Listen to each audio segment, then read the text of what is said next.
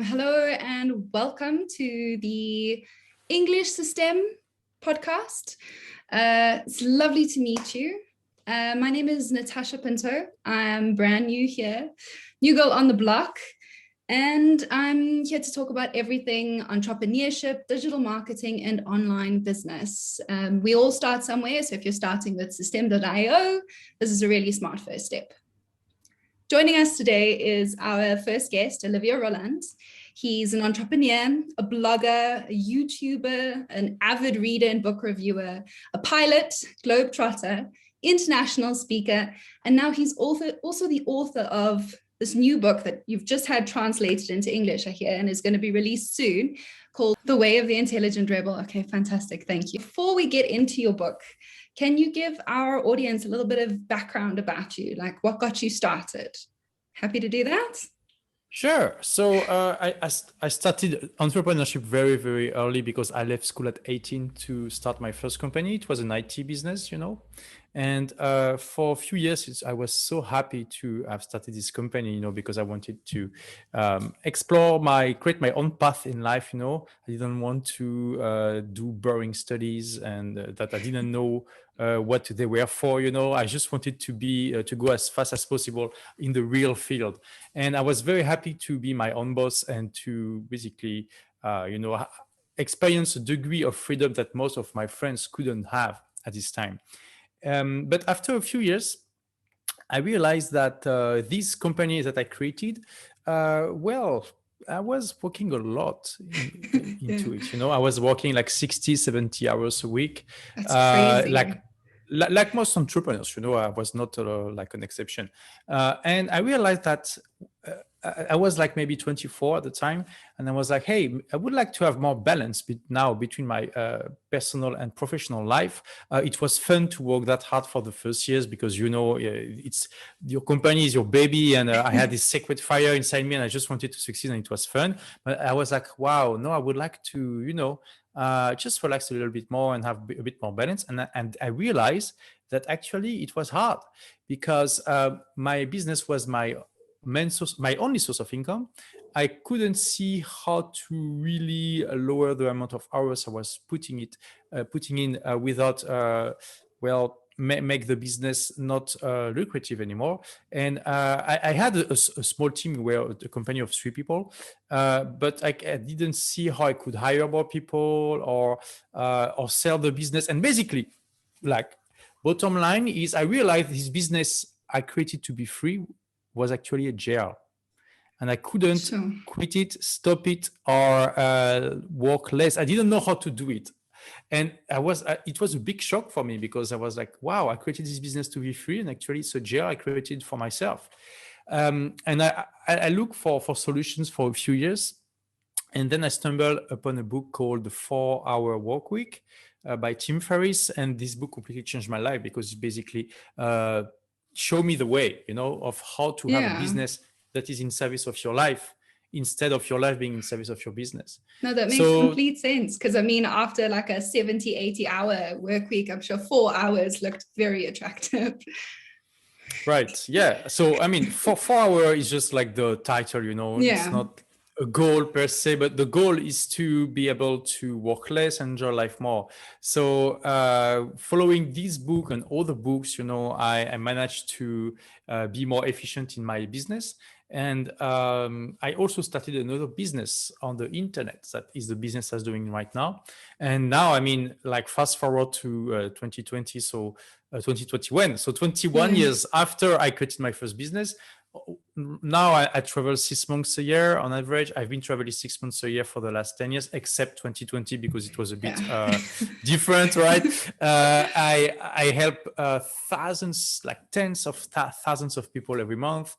I make more money than I could ever dream of, and I have a lot of time and freedom to do whatever I want. So yeah, that's what I teach my audience, my people to do, first how to create your business and how to grow it. And never forget that it's important to have balance in life. So how to make sure you're not a slave to your business, but a master of your business. Oh, no, that's fantastic. And I'm sure entrepreneurs just starting out must really appreciate that, so that they don't have to go through that like 10 years where you spent working your butt off at a business to feel like you're a slave Yes. of it. Okay. And then can you crunch some numbers for us? So like, how much were you making in your initial business when you kind of felt like you were putting every little bit of blood, sweat, and tears into it? And then now, how much do you make that you've got these two businesses and so much more time on your hands? Yeah, so basically the first business was making around 230,000 euros a year, and now the business is making around 2 million a year. So it's a 10x, it's more or less a 10x, but with way less hours, and I mean it's way better. I didn't calculate revenue per hour, but I'm sure it's like through the roof. It's way better than 10x. Yeah, no, And of course, I have definitely. this geographic freedom too, because my first business was a brick and mortar business, and the new one I have is entirely on the internet. So I can basically travel and live wherever I want, and I use this freedom a lot. Okay. What are some of the most interesting places you've traveled to? Because now that you've got this Well, newfound freedom, yeah. well, that's a great question. So there are so many interesting places in the world, but I would say I really love El Nido. It's a small town. It was a village. No, it's more a small town in Palawan. Okay. Palawan is an island in the Philippines. It's like the archipelago.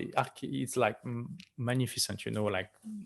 Like turquoise water, turtles, white sand beaches, and it's becoming more and more touristic, but it's still okay. It's still okay. It's not too much, and you can find like very traditional Filipinos villages like very close, and it's crazy. Some of them still don't have electricity, so you're like a bit in the past, but also you're connected to the internet, and it's crazy. What else? I really love a place called Jericoacoara in Brazil. It's one of the best spots for kite surf in the world, but Oh, it's also cool. an amazing small village in the middle of a natural reserve. So you have wild horses roaming around, and you have, Beautiful. I mean, it's just beautiful nature, beautiful people, and good atmosphere. Right now, I live in Dubai, which is a city. I mean, I'm so happy to be there. I love to go to remote places from time to time, but I love to live in a big city because I need a lot of intellectual stimulations, and Dubai is perfect for this. And Yeah. for a globetrotter like me, it's for a world traveler, it's perfect because you have basically the whole world in one place. It's the most international city I ever saw in my life. Oh, and it's really nice because you can travel pretty much anywhere from Dubai. It's as easy as getting on Also, a plane. Yeah. yeah, Oh, fantastic. before I was living in London, it was also a great hub, but yeah, Dubai is like even better. Amazing. All right. Fantastic. Can you tell us a little bit more about your new business? So not the brick and mortar IT business, this new one that you've started. What's it all about? What do you do? So I started a long time ago already. So I started it in 2008. So I started with a blog about books because when I read the 4 Work Week, it basically changed in 1 week, and my vision of a job, a job like the job of being an entrepreneur that I was doing for 8 years. So I was like, wow, maybe there are other books that can maybe change my mind on other things. And I began to look for a list of the best business books in the world. And I stumbled upon the Personal MBA, which is such a list. And I started to read the books, and I completely like exploded my mind in a good way, and so I was like, wow, if I made this mistake of not reading business books for 8 years, even though I love to read, but I was reading only fiction, I'm sure thousands of other, maybe millions of other people are doing the same mistake. So I basically created, so I started from this frustration I had of not discovering with a comma this technology of books, right? Yeah. and just sometimes it's stupid, but you need just to connect very two simple things, and it completely changed your life. That's what happened to me. I was like, wow, it was also a mistake I made because I created the business so early. When I was so young, I thought I was so smart. I didn't need to learn anything else, which was very stupid, obviously, right? It was the biggest mistake I made in my business career, to not read any practical books for 8 years. So basically, I created a book called Books That Can a blog, not a book. I created a blog called Books That Can Change Your Life. That's an official English title. It's translated in English for people who wants to see. Just to share the love and show to people, okay, you should read this book and this book and this book if you want to grow your business, you know. And I started with a challenge of reading 52 books in 52 weeks. So one book a week for 1 year, and writing a summary of it. And it really helped start the blog in the French language. And then, you know, I started to grow my business slowly but steadily. And right now I have like, I don't know, maybe more than 500,000 people who follow me every month on my different channels. You know, I have a YouTube channel, multiple blogs, you know, the whole ecosystem. And that's also what I teach to my audience, how to use organic free content to create a tribe of fans and customers.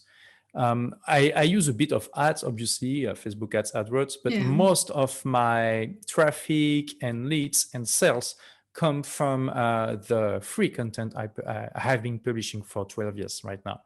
And, you know, it never really went out of fashion, even though some people were claiming it was because Facebook ads was more easy. But today, when we see the cost of ads rising up, and well, it's more and more difficult to target precisely people, the organic content is even more relevant than ever, you know. So people, I saw a lot of fashions in the 12 years I've been in the business.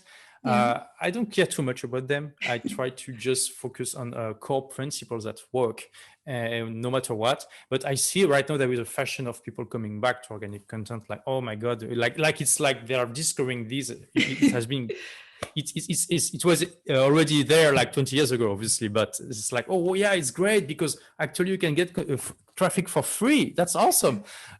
So, and you have more stability too compared to ads. So that's basically what I teach. Okay, fantastic. That's amazing. And then can you tell us about your book?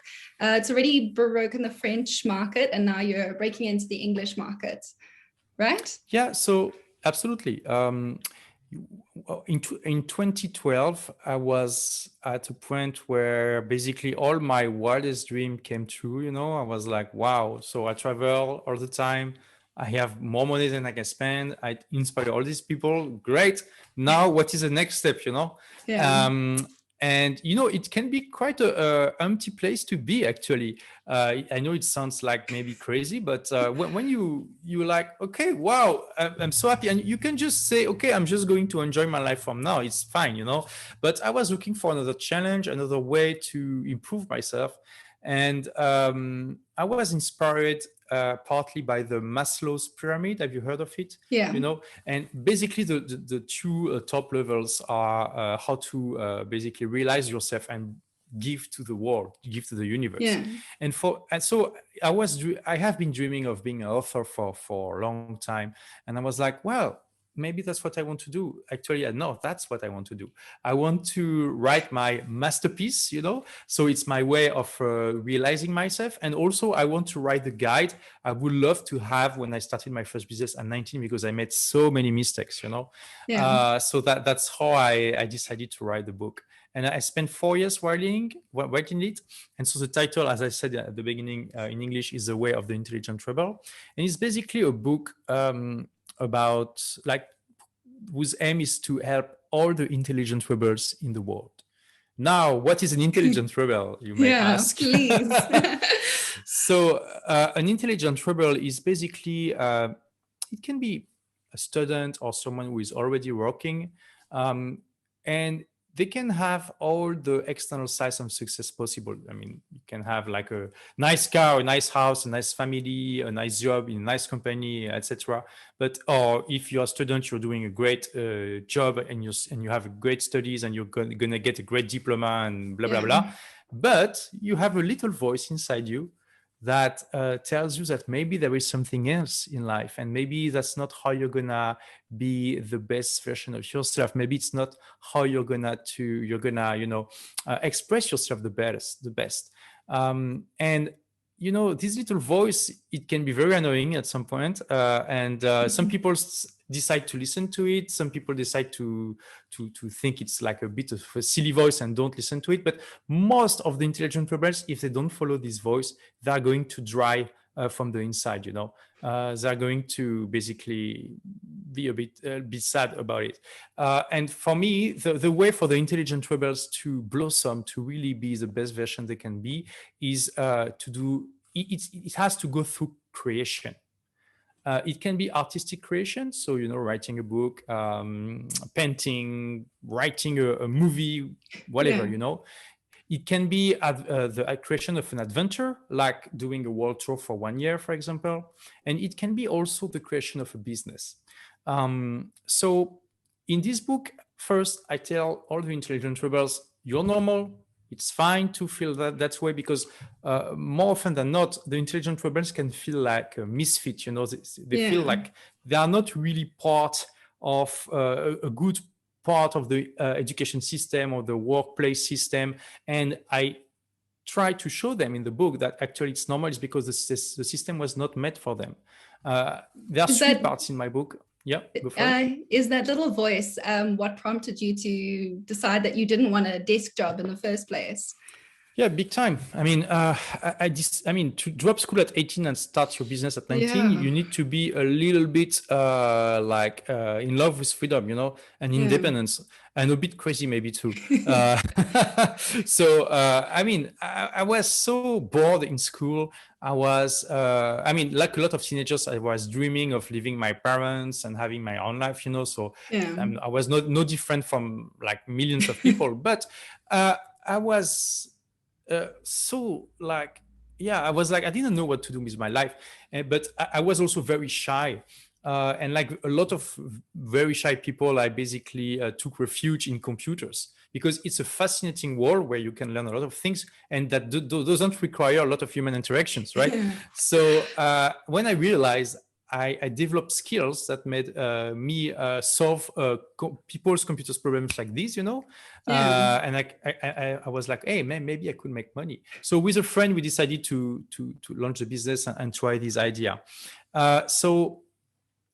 And when I saw it was working, I was like, okay, I will stop school and start my first business, because I felt basically I was looking for any way to escape, It was important for me, and I was very lucky to find one way. I was very lucky. So first, I tell the intelligent rebels, it's normal to feel this way. It's normal to feel the want to escape. It's fine. And then I show them how to do it in the best way possible, with the maximum chances of success. And so there are three big parts in the book. The first part is a criticisms of the Western education system. And I show them basically, and I mean, when I say I show, like everything I said is not only based on my own experience and the one of thousands of people I talked to, but also on a lot of scientific studies. There are more than 400 scientific references in the book. And the first part, so I show them that the education system was really invented at the end of the 19th century to have productive people in the industrial society, which is basically the governments wanted, like good soldiers, good factory workers, good employees, So they didn't want people who were thinking too much outside of the box, who didn't respect authority, who were like creating their own path. No, they didn't want that. They were actually very afraid of revolutions, because it was still a thing at the end of 19th century, right? Revolution is the Western world.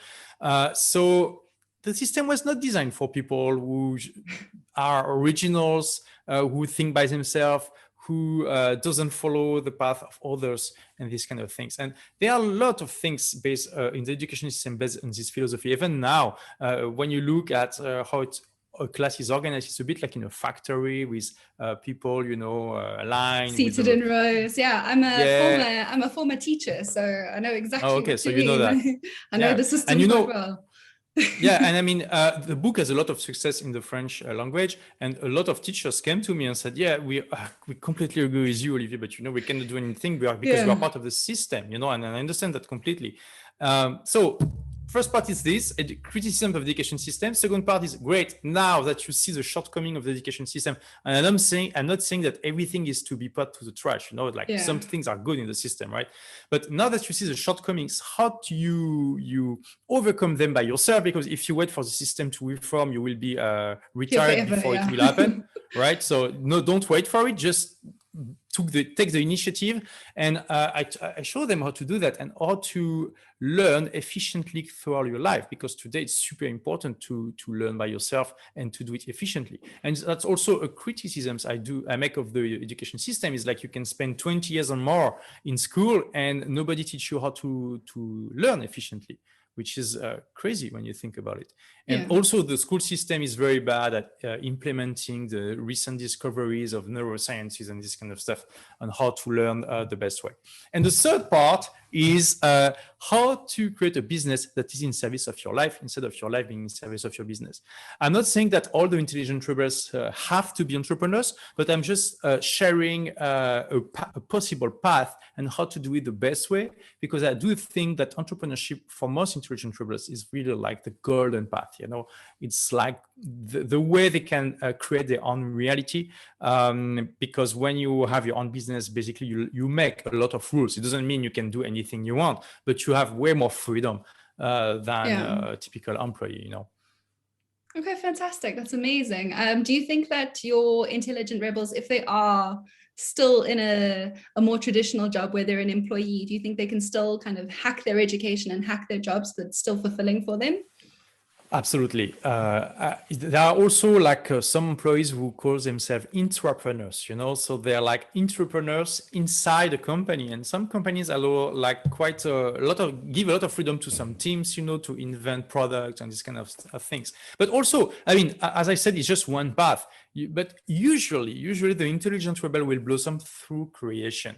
So if some intelligent rebels are listening right now, still and you feel it talks to you, just ask yourself what I want to create in life, because the intelligent rebel wants to create in his own path, his own adventure. So ask yourself, what will be my adventure, what I want to create in my life, what is when I listen to the little voice, what the little voice wants to create in the world, and it doesn't have to be a business, okay? But usually you have to create something. So kind of that like feeling of making your mark on the world, like this is my thing, this is what I've given to the world that'll last longer than me. Totally understand that. And then what is next for you after you release this book into the English market, and hopefully when COVID calms down? Are you planning to travel some more? Do you have a speaking tour? Yeah, of course. I mean, 2020 was a very special year, obviously. So I'd never traveled so less than last year than for 10 years, But now I'm starting to travel again. I was in Dubai 3 weeks ago. Then I was in Portugal. Now I'm in France. I'm going to Dominican Republic just after, and then Panama, and then maybe Mexico. So yeah, I'm starting to be back in my own life. But I mean, traveling is just one way, one thing I love, but it doesn't have to be this way for everyone. And I can also see, I mean, for 1 year I was more or less settled in Dubai, and I really appreciate it. So I don't think I'm gonna travel 6 months a year anymore. Maybe 3, 4, 5, which is already awesome. We'll see. Okay, so you think maybe last year kind of give you a new view on what balance could be? Yeah. Okay. Well, I think also life is a way to explore life, and what you want is to go through cycles. And I had a cycle from 2000 to 2010 when I was really working a lot in my company and not moving too much. 2010 to 2020, I was traveling all the time, which was awesome. And maybe now I will find a balance that is a mix of the two previous decades. Okay, brilliant. And then a few more questions. So I know you've read a ton of books. I've read a couple of your reviews on Medium as well. I see you post there. If you could recommend one book to a brand new entrepreneur, someone who's just starting out, they've just come up with like an idea of what they want for their business, what's one book that they should start with?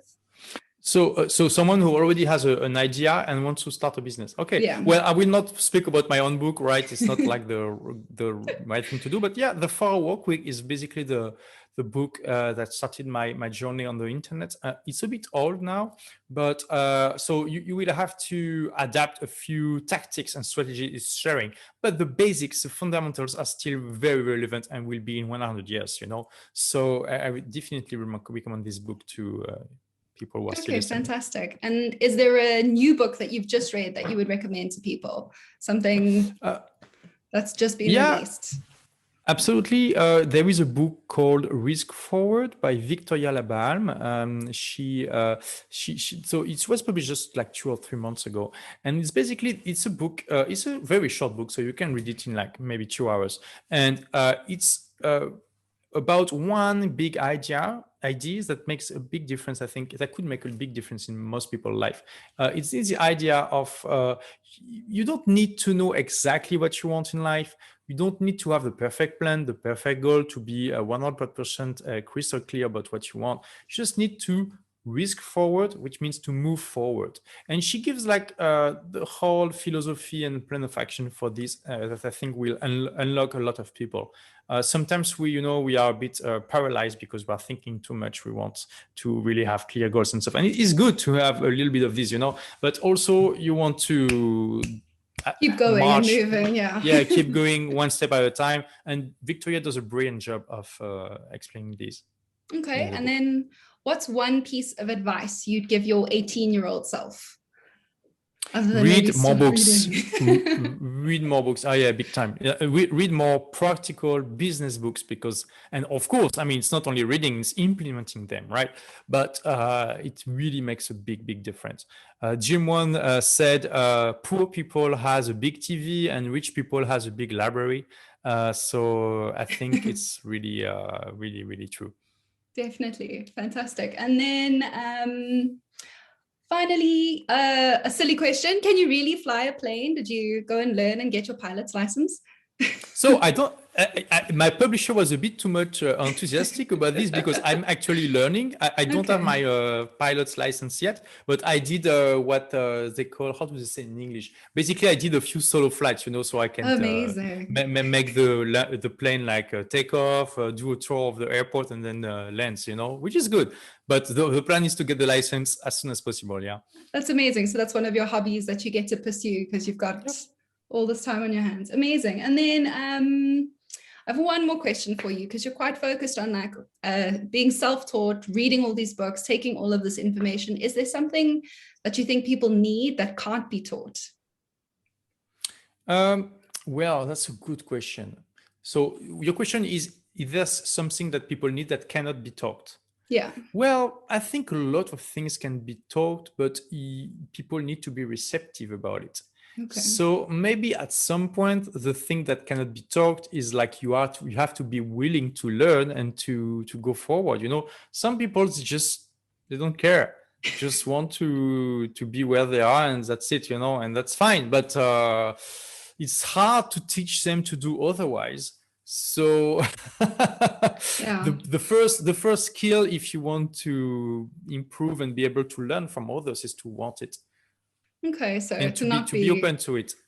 Yeah, to not be cool with complacency. And then last question, where can our listeners find you? So all your social media tags, I'll also put them in the description when we release the podcast. Right, yeah. So I have a small English. So most of my content, I publish it in French, but I have a small YouTube channel in English. Maybe it's going to be big one day. We'll see. There is a books about a blog about books in English called Books That Can Change Your Life, and also my website Olivier Roland, the English version. Yeah. All right. Awesome. Thank you so much. So thank you so much for joining me. It's been a fantastic podcast. Quite quick, but I'm getting used to it. It was great. And then if anyone is following this podcast on YouTube, click 5 stars and subscribe. If you're on a podcasting app, subscribe to our podcast so you never miss an episode. Systeme-io is a digital marketing software platform that provides you with everything that you need to grow.